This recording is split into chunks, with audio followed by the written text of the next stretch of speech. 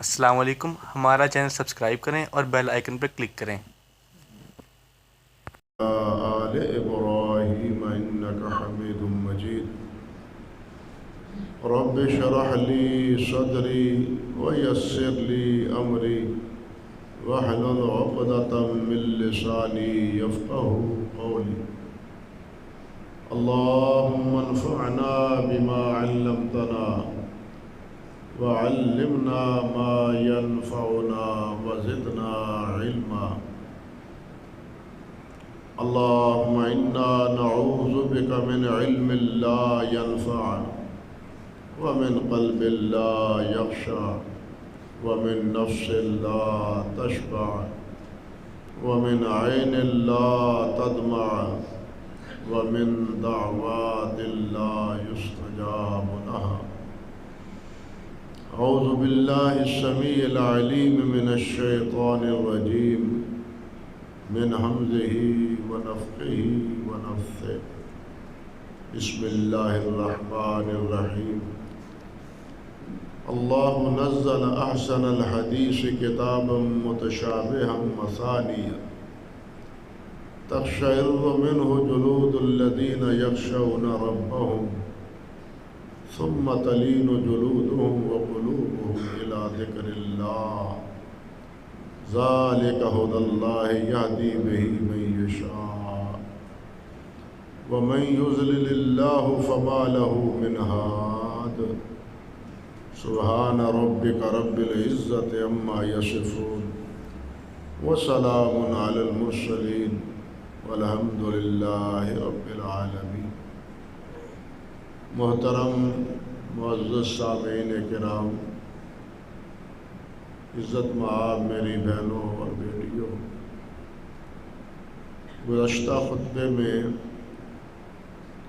اسی آیت مبارکہ کی تعویل اور تعبیر کے حوالے سے یہ بات آپ سماعت فرما چکے ہیں کہ اللہ سبحانہ و تعالی نے اس کتاب کو، اس قرآن کلام کو، جہاں اس کے دوسرے اوصاف ہیں، ایک وصف یہ بھی بیان فرمایا ہے کہ یہ حدیث ہے،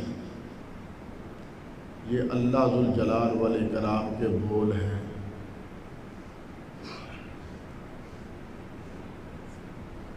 اور حدیث کا اطلاق قرآن مجید پر بھی، نبی کریم صلی اللہ علیہ وسلم کے فرامین پر بھی، اور عام ہماری بول چال پر بھی حدیث کا اطلاق ہوتا ہے۔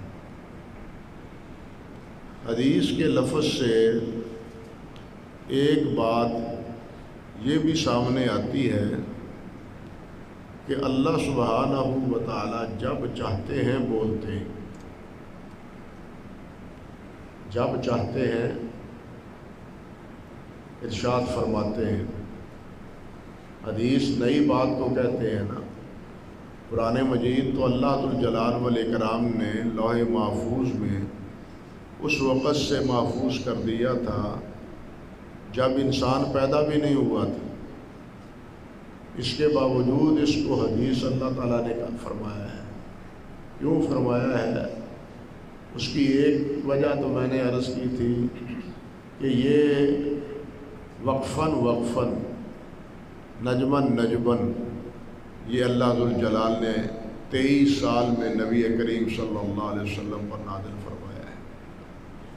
اور نبی علیہ السلام جس وقت یہ قرآن مجید کی آیات مبارکہ نازل ہوتی تو آپ صحابہ فرماتے ہیں کان یحدث بہ اصحابہ، کہ نبی علیہ السلام اپنے صحابہ کو یہ بات بتلاتے ہیں کہ یہ اللہ کا پیغام آیا ہے۔ اس اعتبار سے بھی اس کو اللہ رب العزت نے حدیث کے لفظ سے تعبیر کیا ہے۔ دوسری بات جو یہاں اللہ نے فرمائی ہے وہ ہے کتاباً، یہ کتاب ہے، یہ کتاب ہے۔ اب یہاں پہلی بات تو یہ کہ کتاب کہتے ہیں ایک لکھی ہوئی چیز، مکتوب، کتاب لکھی ہوئی چیز جو مکتوب 2 جلدوں میں ہو یا اکٹھی ہو، جس کے اوراق اکٹھے کیے گئے ہوں، اس کو کتاب بولتے ہیں۔ اب قرآن مجید کو کتاب کیوں کہا؟ جبکہ قرآن تورات اور انجیل کی طرح اللہ نے نازل ہی نہیں کی۔ تورات بھی اللہ ذوالجلال نے پتھر کے سلیٹوں پر لکھائی تورات حضرت موسیٰ علیہ السلام کے سپرد کی تھی، اور انجیل کی بھی یہی پوزیشن کہ وہ لکھی ہوئی چیز تھی جو حضرت عیسیٰ علیہ السلام کے سپرد کر دی گئی۔ مگر قرآن مجید کی تو یہ کیفیت نہ تھی۔ موسیٰ علیہ السلام پر تورات اور عیسیٰ علیہ السلام پر انجیل نازل کرنے کے ہی تناظر میں مشرکین بھی اور یہود بھی یہ سوال کرتے تھے کہ یہ ایک ہی بار کیوں نہیں قرآن نازل ہوا، وقفے کے بعد کیوں نازل ہوا ہے؟ پہلے انبیاء کو تو ایک ہی بار اللہ نے کتاب اپنی دے دی۔ یہ معلوم ہوتا ہے کہ کہیں سے پڑھ لکھ کے آتا ہے۔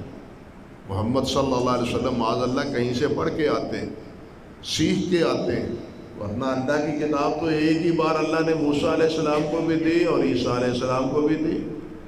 تو اللہ ذوالجلال والاکرام نے اس کا مختلف جواب دیا کہ یہ حالات کے مطابق سوالات کے جواب میں، مسائل پوچھنے والوں کے جواب میں علیحدہ اللہ سبحانہ و تعالیٰ نے اس قرآن مجید کو نازل کیا، اور اس لیے بھی نازل کیا کہ اس کو آپ اچھی طرح یاد کر سکیں، اس کو محفوظ کر سکیں، کیونکہ یہی کتاب محفوظ رہنے والی تھی قیامت تک یہی محفوظ رہنے والی تھی۔ تھوڑا تھوڑا اس کو نازل کیا تو یاد کرنا بھی آسان ہو گیا۔ آج بھی حفاظ کرام تھوڑا تھوڑا سبق لے کے یاد کرتے ہیں نا، 2-4 آیتیں، 1 رکوع 2 رکوع، تھوڑا تھوڑا اگر ہو تو اس کا آسان یاد کرنا آسان، ایک ہی بار کتاب تھما دی جائے تو اس کا یاد کرنا مشکل۔ تو اللہ ذوالجلال نے یہ بھی فرمایا کہ میں نے اس کو محفوظ کرنا ہے آپ کے سینے میں اس کو محفوظ کرنا ہے، اس لیے بھی تھوڑا تھوڑا اس کو نازل کیا جا رہا ہے۔ تو کتاب اللہ ذوالجلال نے قرآن مجید کو اس معنی میں کہا ہے کہ اس میں یہ کتاب سب سے پہلے تو لوح محفوظ میں لکھی ہوئی، لوح محفوظ میں یہ فی الواقعہ لکھی ہوئی ہے، اور جب نبی علیہ السلام پر یہ کتاب نازل ہوتی تھی، یہ وحی آتی تھی، تو نبی علیہ السلام اپنے کاتبوں کو، صحابہ کرام کو جو لکھنا جانتے تھے ان کو بلا کے اس کو لکھوا دیتے تھے، اس کو قرآن مجید کو جو وحی نازل ہوتی تھی اس کو لکھوا دیتے تھے۔ یعنی اس اعتبار سے بھی اس کو کتاب کہا گیا۔ کتاب کہتے ہیں دراصل کچھ مختلف چیزوں کو، ملتی جلتی چیزوں کو، کہنا ہم مانا چیزوں کو جو نا ایک جگہ جمع کر، اور یہ بات بھی ذہن میں رہے کہ قرآن مجید کے اصل نام تو 4 ہیں، کتاب ہے، قرآن ہے، فرقان ہے اور ذکر ہے۔ امام ابن جریر طبری رحمۃ اللہ علیہ نے فرمایا کہ اصل قرآن مجید کے بنیادی نام 4 ہیں، ورنہ صفاتی نام جو ہیں وہ کیا ہیں، وہ تو 55 سے بھی زیادہ ہے۔ صفاتی نام قرآن مجید کا کہیں صفاتی نام آیا ہے عظیم کے نام پہ، کریم کے نام پہ بھی، اسی طرح نور بھی اللہ نے فرمایا ہے، شفا بھی اللہ تعالیٰ نے اس کو فرمایا ہے، تو یہ صفاتی نام ہے۔ بالکل اسی طرح سمجھے جس طرح اللہ رب ذوالجلال والاکرام کا ذاتی نام ہے، اور باقی رحمان، رحیم، غفور، یہ سب نام اللہ ذوالجلال کے کیا ہیں، صفاتی نام ہے۔ تو صفاتی نام قرآن مجید کے تو 55 کے قریب ہیں، بعض نے تو اس سے بھی زیادہ کہا، لیکن اصل نام جو قرآن مجید کے ہیں وہ 4 ہیں۔ کتاب، ذالک الکتاب، اللہ نے فرمایا ذالک الکتاب، کتاب ہے، فرقان ہے، اسی طرح ذکر ہے، اور اسی طرح ایک نام اس کا کیا ہے، قرآن مجید۔ یعنی یہ 4 نام ہیں: قرآن، کتاب، فرقان اور ذکر۔ اللہ اکبر کبیرہ۔ تو کتاب میں عرض کر رہا تھا کہ یہ نام قرآن مجید میں 68 مرتبہ آیا ہے، 68 مرتبہ کتاب کا اسم گرامی قرآن مجید میں کتاب کے طور پر اللہ نے استعمال کیا ہے۔ اللہ ذو الجلال جس طرح فرماتے ہیں ھذا ھو الذی انزل علیک الکتاب، اللہ وہ ہے جس نے آپ پر کتاب نازل کی۔ پہلی آیت ہی دیکھیے، الف لام میم ذالک الکتاب لا ریب فیہ۔ اب یہ ذالک الکتاب وہ کتاب، ذالک کا اسم اشارہ بعید کے لیے، اسم اشارہ بعید کے لیے علماء نے لکھا ہے کہ یہ بعد مکانی کے لیے بھی ہے، بعد وقتی کے لیے بھی ہے، اور بعد مرتبی کے لیے بھی ہے۔ یعنی بڑا مرتبہ جس کا ہو اس کو بھی اسی طرح اشارہ ذالکہ سے کرتے ہیں۔ اگر اسی طرح انسان دور ہو یا کوئی چیز دور ہو تو اس کی طرف بھی اشارہ کرتے ہیں۔ زمانہ گزر چکا ہو تو اس کے بارے میں بھی اشارہ ذالکہ سے کرتے ہیں۔ اور یہاں کتاب کا کو ذالک الکتاب اس لیے کہا گیا اس کے مرتبے کی وجہ سے۔ ذالکہ کے سوا یہ وہ کتاب ہے جس میں کوئی ریب نہیں ہے، یہ وہ کتاب ہے جس میں کوئی ریب نہیں ہے، بلکہ کہنا چاہیے اب یہی وہ کتاب ہے جس میں کوئی ریب نہیں ہے۔ پہلی کتابیں بھی اللہ کی کتابیں نازل کی ہوئی تھی، لیکن وہ تمام ریب کا شکار ہو گئی، وہ سب کے سب ریب کا، ان کے ماننے والوں نے ہی اس میں تعریف کر ڈالی۔ لیکن اس کتاب کا محافظ کون ہے؟ اللہ رب العزت۔ اللہ نے اس کی حفاظت کی ہے اور اللہ نے اس کو نازل کیا ہے، اور اللہ نے ہی یہ فرمایا ہے کہ لا ریب فیہ، اس میں کوئی ریب نہیں۔ اللہ نے ہی فرمایا کہ لا تبدیل لکلمات اللہ، ان کو کوئی تبدیل کرنے کا مجاز نہیں ہے۔ تبدیل کرنے والوں نے تبدیل کر کے دیکھ لیا کیا قدر پائی اس کو، کیا قدر پائی امریکہ نے اور اس پہ عہدہ آدمی نے جس نے قرآن کے مقابلے میں ایک کتاب لکھی تھی، آج اس کا کوئی نام لینے والا بھی نہیں۔ اللہ اکبر کبیرہ۔ تو کتاب یعنی اس اعتبار سے ذالک الکتاب لا ریب فیہ، اور یہ ذالکہ کا اشارہ اس طرف بھی ہے بعد زمانی کے اعتبار سے کہ اس کا تذکرہ پہلی کتابوں میں بھی ہے۔ یہ وہ کتاب ہے جس کا ذکر پہلی کتابوں میں بھی ہے، جس طرح نبی علیہ السلام کا ذکر پہلی کتابوں میں ہے۔ نبی علیہ السلام کے ساتھ نبی علیہ السلام پر نازل کی گئی کتاب کا بھی ذکر پہلی کتابوں میں موجود ہے۔ چنانچہ ایک جگہ تورات میں کتاب الاستثناء میں یہ الفاظ ہیں کہ میں ان کے لیے ان کے بھائیوں میں سے تجھ سا ایک نبی برپا کروں گا۔ موسیٰ علیہ السلام سے کہا جا رہا ہے کہ میں ان کے بھائیوں سے، یہ کون ہے؟ بنو اسرائیل، ان کے بھائی کون ہیں؟ بنو اسماعیل۔ ابراہیم علیہ السلام کے 2 بیٹے معروف اسماعیل اور یعقوب، ایک خاندان حضرت اسماعیل علیہ السلام کا، ایک حضرت اسحاق علیہ السلام کا۔ حضرت اسحاق سے پیچھے آگے یعقوب، اور حضرت یعقوب سے آگے حضرت یوسف علیہ السلام۔ ایک یہ 2 نسل ہیں، 2 نسبیں ہیں، سلسلہ نسب ہے۔ بنی اسرائیل حضرت یعقوب کی اولاد یہ شام کے علاقے میں، اور حضرت اسماعیل علیہ السلام کی اولاد یہاں سرزمین حجاز میں۔ یہ ہے سرزمین حجاز میں، مکہ مکرمہ اور اس کے مضافات میں۔ یہ تقسیم بھی اللہ ذو الجلال والاکرام نے عجیب کی۔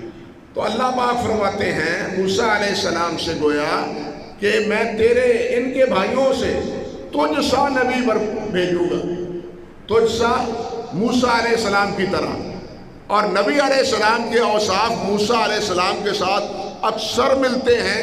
یہ مستقل ایک عنوان اور موضوع ہے کہ کیا کیا ملتا ہے حضرت موسیٰ علیہ السلام اور حضرت محمد رسول اللہ صلی اللہ علیہ وسلم کے اوصاف میں۔ اور اپنا کلام اس کے منہ میں ڈالوں گا، اپنا کلام اس کے منہ میں ڈالوں گا، اور جو کچھ میں اسے فرماؤں گا وہ سب ان سے کہے گا۔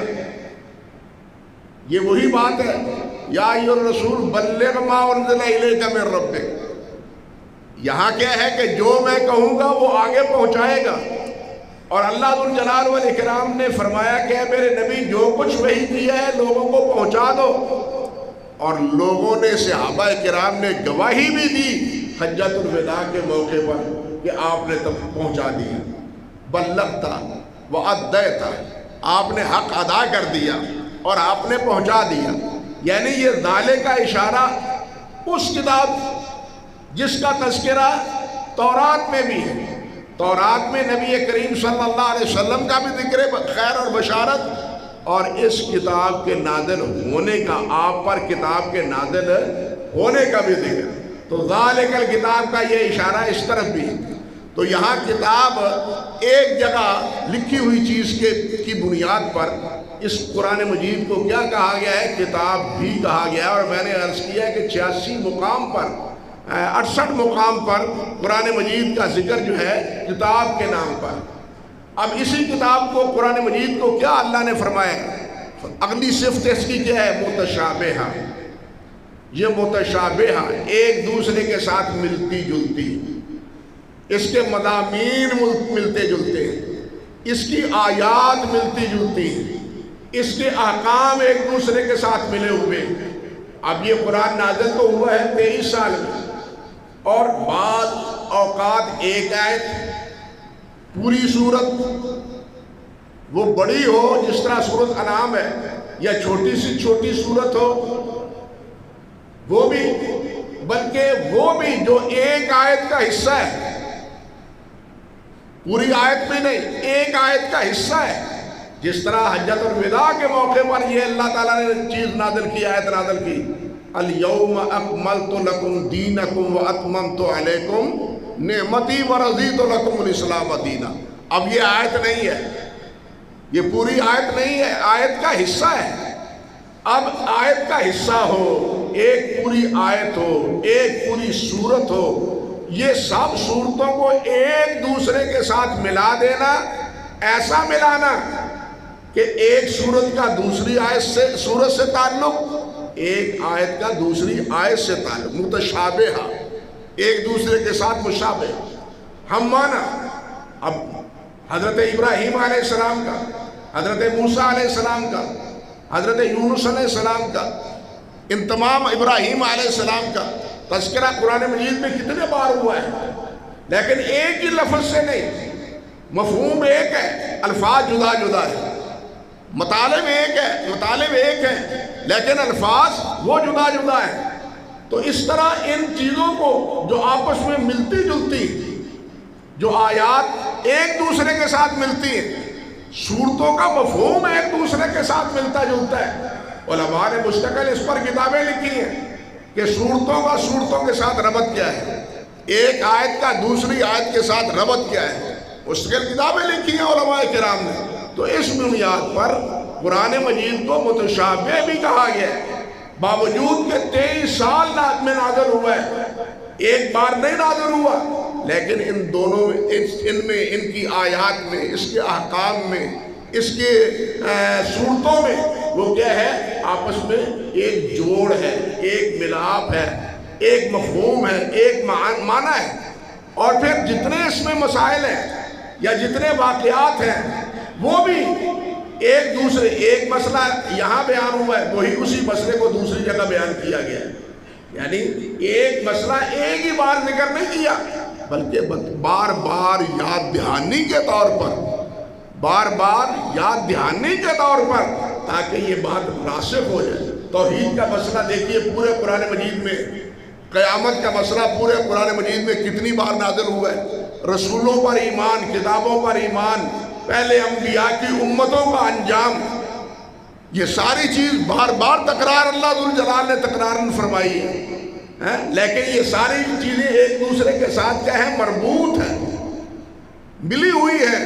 مختلف ہونے کے باوجود معانی اور اس کے متعلق میں کوئی جوہری فرق نہیں ہے. اسی لیے تو اللہ ذوالجلال والاکرام نے یہ بات ارشاد فرمائی ہے نا کہ اگر اللہ ذوالجلال کے علاوہ افلا یتدبرون القرآن ولو کان من عند غیر اللہ لوجدوا فیہ اختلافا کثیرا.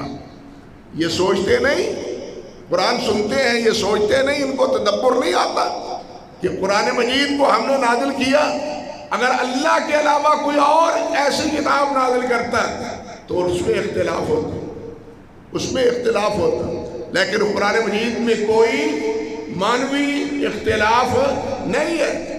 اگر کسی نے سمجھا ہے اپنی لا علمی کی بنا پر تو علماء نے اس کی عقدہ کشائی بھی کر دی، اس کی بھی وضاحت فرما دی۔ بہرحال ایک وصف قرآن مجید کا یہاں وہ کیا ہے؟ مسانی، یہ باہم ایک دوسرے کے ساتھ ملے ہوئے ہیں، جدا جدا نہیں ہے۔ اور اب آگے فرمایا مسانیہ متشابہ مسانیہ، آپس میں ملے ہوئے بھی ہیں، اور مسانی بار بار پڑھے جاتے ہیں۔ اللہ اکبر، مسانی کے معنی جو بار بار پڑھا جائے۔ اس کا ایک مفہوم تو یہ ہے کہ قرآن وہ ہے جس کو بار بار پڑھا جاتا ہے۔ قرآن مجید ایسا ہے، ایسی کتاب ہے، اللہ اکبر کبیرہ، کہ اس کو کوئی پڑھنے والا ختم بھی کر دیتا ہے تو دوبارہ پڑھنے میں یہ نہیں، ابھی تو ختم کیا دوبارہ کیا پڑھنا ہے، نہیں، اس کا دل چاہتا ہے اس کو دوبارہ شروع کر دیں، دوبارہ پڑھیں۔ یعنی ایسی کتاب ہے جس کو بار بار پڑھا جاتا ہے، اور یہ وہ واحد کتاب ہے، یہ وہ واحد کتاب ہے کہ جس کو اس طرح محبت سے بار بار پڑھا جاتا ہے۔ زندگی انسان کی گزر جاتی ہے اور قرآن مجید کا پڑھنا وہ نہیں چھوڑتا، ورنہ ایک کتاب پڑھ لی جائے تو وہ کہتا ہے کہ میں نے یہ کئی بار پڑھی ہے، یاد چھوڑو، کوئی اور کتاب لا کے اس کو چھوڑ دو۔ لیکن قرآن ایک ایسا ہے کہ زندگی بھر انسان اس کو پڑھتا ہی رہتا ہے۔ یہ قرآن مجید کا ایک اعجاز مسانی ہے کہ یہ اس کو بار بار قرآن مجید کو دہراتا ہے۔ اور ساتھ یہ جس طرح کہ علامہ راغب رحمۃ اللہ علیہ نے فرمایا، وہ فرماتے ہیں کہ اس کا معنی یہ بھی ہے کہ اس کو بار بار پڑھنے سے نئے نئے مسائل، نئی نئی باتیں اور نیا نیا وجدان اور نئی نئی مفاہیم ان آیات سے معلوم ہوتی ہیں، اور یہ وہ سمجھتا ہے جو علم کا شناور ہے، جو علم کا شناسہ ہے، جو علم کو جانتا ہے۔ ایک لفظ ایک ہی معنی میں ہے لیکن اس کے دوسرے معانی بھی ہیں۔ میں اس کی ایک مثال دیتا ہوں۔ اب دیکھیے قرآن مجید میں اللہ سبحانہ و تعالیٰ نے اہل جنت کے لیے، مسئلہ لمبا ہو جائے گا لیکن مثال دلچسپ ہے، اللہ ذو الجلال نے قرآن مجید میں اہل جنت کے لیے ایک لفظ استعمال کیا، نزلا من غفور الرحیم۔ جنت والوں کے لیے یہاں جنت میں کیا ہے؟ مہمانی۔ جنت میں کیا ہے؟ نزل کے معنی کس کیا ہے؟ مہمان کو جو پہلا کھانا دیا جاتا ہے، ابتدان کھانا دیا جاتا ہے، اس کو کیا کہتے ہیں؟ نزل، عربی زبان میں۔ اب اللہ نے فرمایا ہے ہر جگہ کہ اہل جنت کو یہ مہمان نوازی کے طور پر کھانا کھلایا جائے گا۔ اب اس کا کیا مفہوم ہے؟ اس کو مہمان نوازی کیوں کہا گیا؟ ایک وجہ تو یہ کہ جو مہمان ہوتا ہے اس کو کھانے پینے کے لیے کوئی چیز طلب نہیں کرنی پڑتی، بلکہ میزبان پہلے ہی اس کی ضیافت کے لیے دسترخوان سجا کے رکھتا ہے۔ جو قریب اور مہمان نوازی کے تقاضے جانتا ہے، اور جو ان سے ناشنا ہے اسے کیا پتا، اس سے تو مانگنا پڑتا ہے، پھر وہ آہستہ آہستہ لاتا ہے۔ لیکن اللہ رب العزت مہمان نواز ہے، میزبان ہے، اور میزبانی کہاں ہے؟ جنت میں ہے۔ وہاں جنت میں جانے کے بعد اہل جنت کو کچھ طلب نہیں کرنا پڑے گا، ہر چیز خود بخود اس کے سامنے ہوگی، کوئی چیز طلب نہیں کرنی پڑے گی، ہر چیز اس کے لیے سامنے ہوگی۔ اور پھر دوسرا مفہوم یہ بھی کہ وہاں یہ مہمانی، اللہ اکبر، وہاں یہ مہمانی وہ سدا ہوگی، ہمیشہ کا یہ مہمان ہوگا۔ ہمارے ہاں نہیں، مہمان آ گیا تو دوسرے تیسرے دن مگروں ہی نہیں لیندہ، انہیں گاڑی بڑھا لیا تھے، ڈیرہ ہی لا لیا تھے. ہم تو یہ تبصرے کرتے ہیں نا یہاں دنیا میں، لیکن وہاں جنتی سدا مہمان ہوں گے اللہ کے. جس طرح مہمان ہوتا ہے ہمیشہ مہمان کی صورت ہوگی. اللہ اکبر کبیرہ. اور پھر مہمان جب کھانا کھاتا ہے، جب مہمانی کا کھانا کھاتا ہے تو میزبان صرف کھانے پہ نہیں اکتفا کرتا بلکہ مزید اس کو تحفے بھی دیتا ہے. آج بھی عرب میں کیا رواج ہے؟ عرب کے ہاں رواج یہ ہے کہ جو مہمان آیا ہے کھانا کھلایا ہے تو کھانے کے بعد آپ کو خوشبو لگائیں گے. کھانے کے بعد آپ کو کیا لگائیں گے؟ خوشبو لگائیں گے، اور کچھ نہیں دے سکتے، خوشبو لگائیں گے. یہ مزید اکرام ہے، یہ مزید اس کا احترام ہے. اب اہل جنت کو جو مہمان کہا ہے، اللہ ذوالجلال نے کھانے تو انواع و اقسام کے دینے ہیں. راضی کہتے ہیں رحمت اللہ علیہ، مزید اس مہربان کا اکرام کیا ہوگا؟ وہ اکرام خلعت ایسی پہنائی جائے گی جس کے پہنانے کے بعد اللہ ذوالجلال اپنے دیدار سے مشرف فرمائے گا. ان اعتبار سے آپ دیکھیے کہ لفظ ایک ہے، ایک لفظ میں کتنے مفاہیم ہیں. سادہ سا معنی تو یہ ہے کہ مہمانی ہے، مہمانی کا کھانا ہے، لیکن مہمانی کے کھانے میں کیا کیا حکمت پنہاں ہے. بالکل اسی طرح ایک ایک لفظ پر جب انسان غور کرتا ہے تو اس کے کئی مفاہیم، کئی معانی، کئی اس کے مطالب انسان کے سامنے آتے ہیں. لیکن یہ کس کے سامنے؟ اور یہ قرآن مجید کا اعجاز ہے کہ صرف ترجمے میں اکتفا کر لے، مقصد پھر بھی پورا ہو جاتا ہے، مطلب واضح ہو جاتا ہے، صرف ترجمہ ہو. لیکن اگر اللہ نے علم عطا فرمایا ہے، عربی زبان کی مہارت عطا فرمائی ہے اور اس الفاظ کے معانی کو سمجھنے کی کوشش کرتا ہے تو پھر اس سے نئے موتی نکلتے ہیں. عبداللہ ابن مسعود رضی اللہ تعالیٰ عنہ کا ایک قول ہے کہ یہ قرآن ایسا ہے کہ جس کے مطالب اور جس کے مفاہیم اس کی کوئی انتہا نہیں ہے. نئے سے نیا مفہوم اور نیا سے نئے مطالب وہ اللہ ذوالجلال والاکرام کے اس پاک کلام سے پڑھنے سے انسان کو حاصل ہوتے ہیں. اللہ اکبر کبیرہ. اب متشابہ کے ساتھ دیکھیں، مثانی سورۃ فاتحہ ہے، اس کو بھی اللہ ذوالجلال نے مثانی فرمایا. سورۃ الحجر کے آخر میں اللہ ذوالجلال والاکرام فرماتے ہیں وَلَقَدْ آتَيْنَاكَ سَبْعًا مِنَ الْمَثَانِي وَالْقُرْآنِ الْعَظِيمِ، کہ ہم نے آپ کو قرآن مجید، قرآن عظیم اور 7 مثانی دی. یہاں 7 مثانی دہرائی جانے والی. اب یہ 7 قرآن مجید کی سورۃ فاتحہ کی 7 آیات، 7 آیات مراد ہے. اور مثانی سورۃ فاتحہ کو کیوں کہا گیا ہے؟ بالاتفاق تمام مفسرین کے کہ یہ نماز میں بار بار دہرائی جاتی ہے، نماز کی ہر رکعت میں دہرائی جاتی ہے. اور اس کو ام القرآن بھی اسی لیے کہا گیا کہ یہ سارے قرآن کے مفاہیم اور مطالب کا خلاصہ سورۃ فاتحہ میں. آپ اندازہ کریں، امام رازی رحمۃ اللہ علیہ انہوں نے تو یہاں تک فرمایا ہے کہ اگر فاتحہ سے مسائل کا استنباط کریں تو صرف فاتحہ سے 20,000 مسائل نکل سکتے ہیں. راضی کہتے ہیں 20,000 مسائل. اس لیے فاتحہ کو ام القرآن بھی اللہ ذوالجلال نے فرمایا ہے اور 7 مثانی بھی فرمایا ہے. کیوں؟ حدیث میں آتا ہے نبی علیہ السلام نے فرمایا ام القرآن ہے یا 7 المثانی والقرآن العظیم، کہ یہ ام القرآن ہی کیا ہے، یہ 7 مثانی ہے اور قرآن عظیم ہے. گویا سورۃ فاتحہ کو اللہ نے قرآن عظیم بھی فرمایا ہے.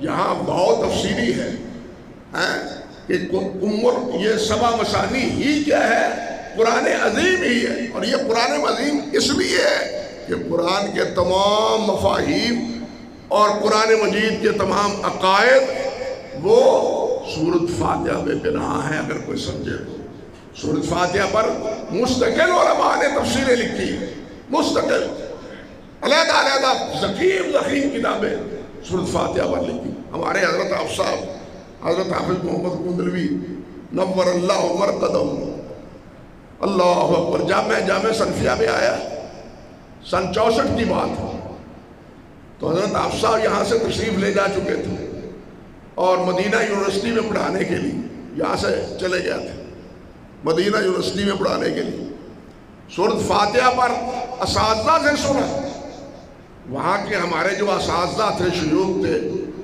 ان سے یہ میں نے سنا کہ حضرت حافظ صاحب نے سورۃ فاتحہ پر 10 ماہ درس دیا ہے۔ کتنے؟ 10 مہینے، 10 ماہ درس دیا، اور لکھنے والے سمجھنے والے استاد تھے، طالب علموں کو کئی باتیں سمجھ ہی نہیں آتی تھی۔ اس سے آپ اندازہ کریں کہ سورۃ فاتحہ ام القرآن کیوں ہے؟ دوبارہ سورۃ فاتحہ کو بھی مسانی کہا ہے، جس طرح یہاں قرآن کی صفت کیا ہے؟ مسانی ہے، کہ یہ بار بار پڑھا جاتا ہے، اسی طرح سورۃ فاتحہ بھی مسانی ہے، کیونکہ یہ بار بار ہر نماز میں یہ پڑھی جاتی ہے۔ اللہ اکبر کبیرہ۔ یہ بات یہی چھوڑتا ہوں، چاہیے تو یہ تھا کہ آج حضرت سیدنا ابراہیم علیہ السلام کے بارے میں کچھ باتیں آپ کے گوش گزار کرتا، لیکن میں نے مناسب سمجھا کہ یہ جو قرآن مجید کی یہاں پچھلے جمعے میں ایک بات آئی تھی، اسی کے ساتھ ملتی جلتی باقی صفات وہ بھی آپ کے سامنے بیان کر دی جائیں۔ آئندہ خطبے میں اللہ ذوالجلال والاکرام نے چاہا تو حضرت ابراہیم علیہ السلام کی جو ہے سیرت کے حوالے سے کچھ باتیں اللہ نے توفیق دی تو عرض کرنے کی کوشش کروں گا۔ البتہ ایک دو باتیں، کیونکہ امید ہے شاید ہفتے کو نہیں تو اتوار کو چاند کو ذی الحج کا نظر آئی جائے گا، اس لیے ذی الحج کا چاند طلوع ہونے سے پہلے جو حکم نبی علیہ السلام نے فرمایا ہے، ایک تو وہ سن لیں۔ حضرت ام سلمہ رضی اللہ تعالی عنہا بیان کرتی ہیں، فرماتی ہے کہ نبی علیہ السلام نے فرمایا، من رہا حلال ذی الحج واراد ان یضاحی فلا یاخذ من شعرہ ولا من اظفارہ حتی یضاحی۔ فرمایا جو قربانی کرنا چاہتا ہے اور حلال قربانی کے مہینے کا چاند وہ طلوع ہونے سے پہلے اگر بال اس نے کاٹنے ہیں، بنانے ہیں، چھوٹے کرنے ہیں تو وہ کاٹ لیں۔ یہ بال وہ کاٹنے ہیں جن کے کاٹنے کی اجازت ہے، بعض کا کاٹنے کا حکم ہے، بغلوں کے بال، زیر ناف بال، ان کو کاٹنے کا حکم ہے۔ اللہ اکبر کبیرہ۔ اسی پہ بات ختم کرتا ہوں، بہت سی باتیں ذہن میں آ جاتی ہیں لیکن بات لمبی پھر ہو جاتی ہے کہ ذی الحج کا چاند دیکھنے کے بعد پھر جب قربانی کرے اس کے بعد حجامت بنوائے، بال ناخن اور یہ کیا نام ہے سر کے بال ہو یا زیر ناف ہو، وہ قربانی کے بعد۔ ہاں حتیٰ یضاحیہ کا ایک مسئلہ یہ بھی ہے کہ بر وقت قصاب نہیں ملتا، ذبح کرنے والا نہیں ملتا 10 تاریخ کو، تو کیا 11 کو کرے؟ بہتر تو یہ ہے 11 کو بھی کرے، لیکن گنجائش یہ ہے کہ عید پڑھنے کے بعد جتنا حصہ قربانی کے ذبح کرنے میں لگتا ہے وہ وقت پورا ہو جائے تو بال کاٹ سکتا ہے، جس طرح کہ اللہ سبحانہ و تعالیٰ نے قرآن مجید میں فرمایا ہے کہ حتیٰ یبلغ الہدی محلہ، یہ ہدی بھیجی جائے کہاں؟ بیت اللہ میں۔ اللہ نے فرمایا یہ ہدی اپنے محل کو پہنچ جائے پھر تم بال کٹا دو، پھر تم حلال ہو جاؤ۔ اپنے محل کو کب پہنچی ہے؟ 10 ذی الحج کو، مینا میں 10 ذی الحج کو اپنے محل پر پہنچ گئی۔ اب اس کے بعد کیا ہے؟ بال کٹانے کی، حلال ہو جانے کی گنجائش ہے، درست ہے۔ یہاں بھی اسی طرح اگر دوسرے دن یا تیسرے دن، بالخصوص اونٹ کی قربانی ہے وہ تو ہوتی ہے اکثر و بیشتر تیسرے دن ہے یا چوتھے دن ہوتی ہے، وہ پہلے دن تو قصاب ہی نہیں ملتا بیچارہ، چھوٹی قربانیوں کے میں اتنا مصروف ہوتا ہے۔ تو پہلا مسئلہ یہ ہے کہ اگر قربانی اللہ نے کرنے کی توفیق دی ہے تو پھر اپنے بال قربانی کے بعد کٹوائیں۔ دوسری بات کہ نبی علیہ السلام نے ارشاد فرمایا ہے کہ یہ ذی الحج کے ابتدائی یہ 10 دن یہ اللہ ذوالجلال کے ہاں نہایت محترم، بلکہ حافظ ابن تیمیہ رحمۃ اللہ علیہ تو کہتے ہیں کہ جس طرح رمضان المبارک کی آخری 10 راتیں ہیں وہی حیثیت ذی الحج کے 10 دنوں کی، جس طرح وہ 10 راتیں محترم ہیں اور ان 10 راتوں میں ایک دن کیا ہے، ایک دن لیلۃ القدر کا ہے، یا ان 10 دنوں میں ایک دن کیا ہے، 9 ذی الحج کا ہے، 9 ذی الحج کا ہے، جس دن حاجیوں کو اللہ معافی دیتے ہیں اور یہاں روزہ رکھنے والوں کو اللہ سبحانہ و تعالیٰ 2 سال کے اجر و ثواب عطا فرماتے ہیں۔ یہ 9 ذی الحج کا، 9 ذی الحج کا، اور حدیث میں آتا ہے آپ نے فرمایا ما من ایام العمل الصالح احب الی اللہ فیہن من هذه الايام، کہ دوسرے ایام میں، دوسرے دنوں میں نیک عمل بہرحال نیک ہے، لیکن سب سے زیادہ محبوب اور سب سے زیادہ پیارا عمل نیک اللہ کے ہاں وہ ہے جو ان دنوں میں کیا جائے۔ نیک عمل کرنے کے کچھ اوقات ہیں، کچھ کہنا چاہیے محلات ہیں، مقام ہے۔ بیت اللہ میں جس طرح ایک نماز کیا ہے، لاکھ اجر، اسی طرح یعنی راتیں ہیں اس کی رمضان مبارک کی آخری، اور یہ دن ہے عشرہ ذی الحج کا پہلے 10 دن۔ قالوا یا رسول اللہ ولا الجہاد فی سبیل اللہ، صحابہ نے عرض کیا حضور جہاد بھی نہیں، کوئی آدمی جہاد کے لیے نکل جاتا ہے؟ فرمایا ولا جہاد فی سبیل اللہ، جہاد بھی نہیں، الا من خرج بنفسہ ومالہ فلم یرجع من ذلک بشیء، ہاں وہ خود بھی جائے، سارا مال بھی لے جائے، جہاد کی راہ میں خود بھی شہید ہو جائے، سارا مال اللہ کی راہ میں خرچ کر دے، اس کا یہ عمل ان دنوں میں نیکیے کرنے والے کو کے درجے کو پا سکتا ہے، ورنہ حج مجاہد بھی نہیں۔ کتنا بڑا اجر ہے، اندازہ کیجیے کتنا بڑا ثواب ہے ان 10 دنوں میں نیک عمل کرنے کا۔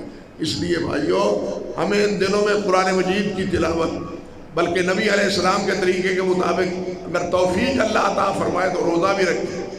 حضرت ام سلمہ ہی سے غالباً ہے کہ نبی علیہ السلام کان لا یدع صیام 9 ذی الحج، کہ 9 ذی الحج تک 9 روزے نبی علیہ السلام نہیں چھوڑتے تھے، 9 پہلا دوسرا تیسرا 9 کے 9 روزے رکھتے تھے۔ 9 کی نام دن کی کا اجر و ثواب تو بہت زیادہ ہے، لیکن باقی ایام بھی روزہ نبی علیہ السلام رکھتے تھے۔